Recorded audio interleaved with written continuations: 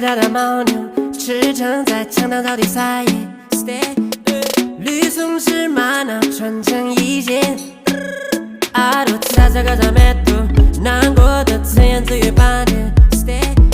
数不清山上的美羊，兰博基尼它骑了3天2夜，哼起了放羊的丢丢啊，越高高挂在东山顶上，笑了亮了，没信号一样跳过窗啊！哇啦啦，耳朵的生活，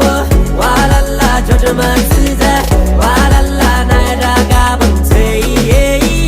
哦呀，哇啦啦，耳朵的笑声，哇啦啦，回荡在山谷，哇啦啦，今天又是一天，哦呀。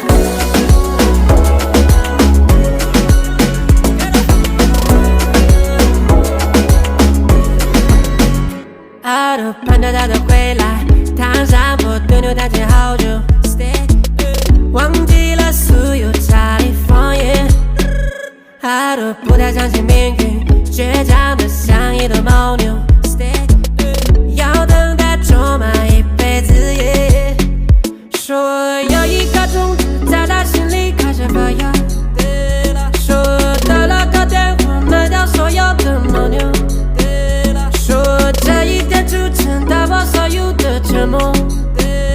发了吧，阿鲁呀，你就是下一个村里的 Super Me。哇啦啦，阿鲁的生活，哇啦啦，就这么自在，哇啦啦，奶茶嘎嘣脆，哦呀，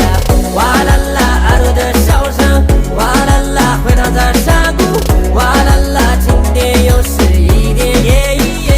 哦呀，哇啦啦，阿鲁的卓玛，哇啦啦，就这么甜的，哇啦啦，门牙金灿灿，哦呀，哇啦啦，阿鲁已明白，哇啦啦，不这么等待，哇啦啦，牵着他要远行，说呀。